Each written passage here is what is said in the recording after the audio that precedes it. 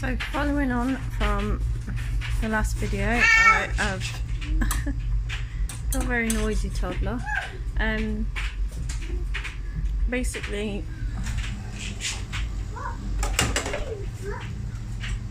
I've shredded my mushrooms.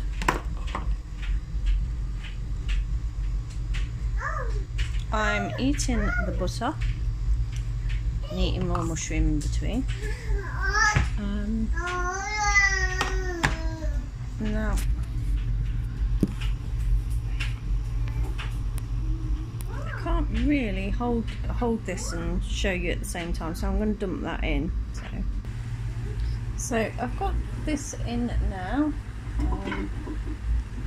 Now the reason I put it in such a small little saucepan is that if I don't, like, mushroom tends to go down real quick.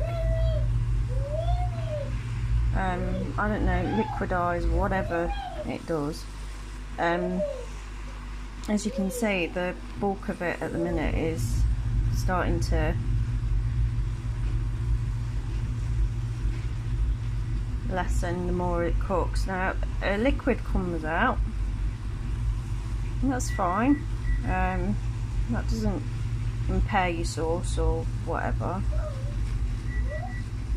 Are you playing with my washing machine?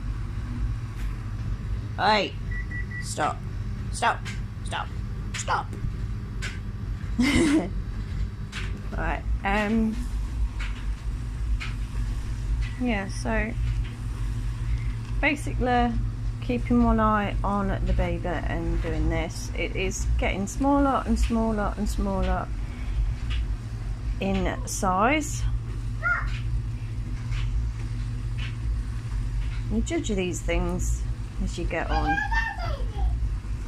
You don't have to be a cordon bleu chef to do this. Now,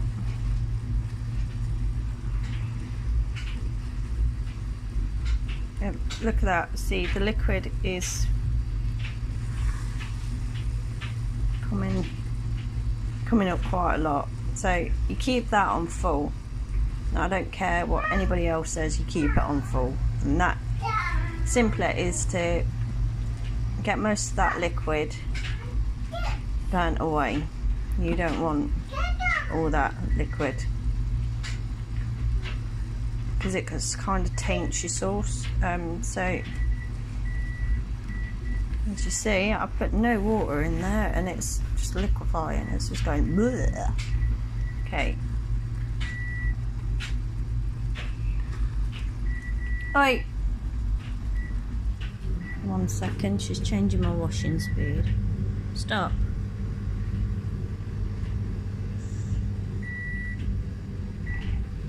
Leave it. So this is basically why you have to cook the mushrooms first, because if you don't, you end up with a really watery, horrible sauce. I know, because I've tried to do it the quicker way and cook it all, just cook everything together, whatever I fancied, and I found that this works okay. So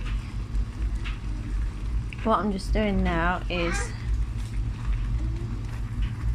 monitoring her. Get out. Moving the knife, because I don't want to get in that, and cooking this. And the thing that I always try and remember when cooking with her about is keep the pan handle in, so that she can't pull it onto herself. No. So I'm gonna finish cooking this up and then go on to the next bit. Okay, I'm about to put the little one in the playpen because she was just getting a bit naughty. So as you can see, this has been a fair few minutes and it is reducing quite nicely. So there we go.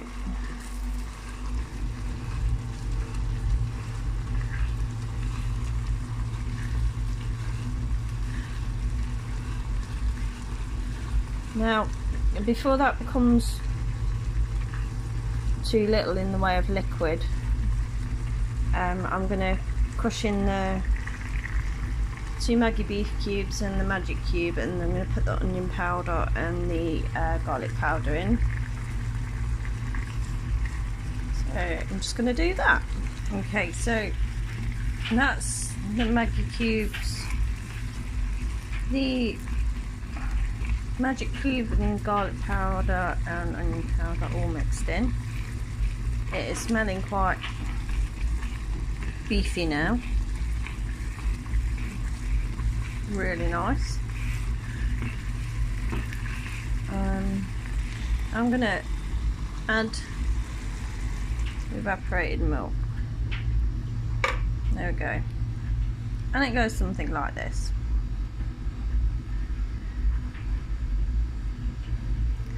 So it just looks like a sauce. Let me just taste it. Yeah, that's tasting good. Yeah, there's no brilliant edits with my filming. I just thought a few people might want to see how to get bits done with bits around the house and then take the initiative from there and do their own bits. I'm inventing stuff all the time. This is one of the sauces that I believe I've invented. Sure as anything else, haven't nearly swore, googled any recipe to do this. This is just what I had at the time, and I thought I need to make a mushroom sauce because my mushrooms were going off. And it's a formula that my family quite like. So basically what I'm doing here is I've not changed the heat. I've kept it on high constantly. It's pretty hot. What I've done in here, this is a teaspoon of arrowroot. I'm sure I'm going to need more.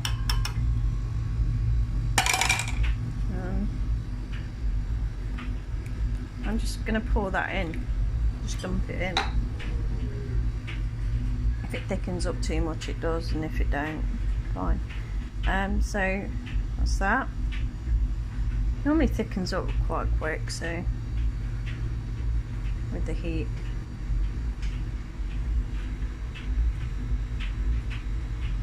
Yeah, that's going. It don't take long at all with arrowroot. I found it to be quite different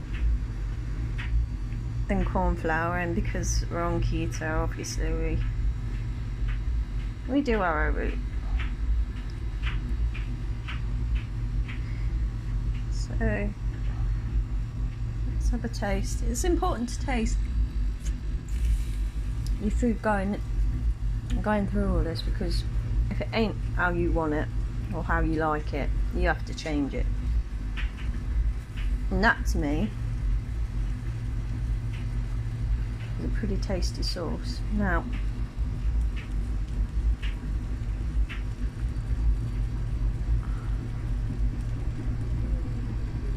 I believe that that is not thick enough for me personally.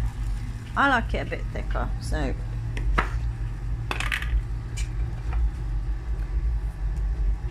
like corn flour, the key to arrowroot, otherwise you end up with a nice big mess, is arrowroot in cold water, and you mix it. Don't ask me why, I don't know the science behind it, but you try and do it any quicker by just dumping it in, you end up with a white mess, and you don't want a white mess, you want a nice sauce. So that's what I do.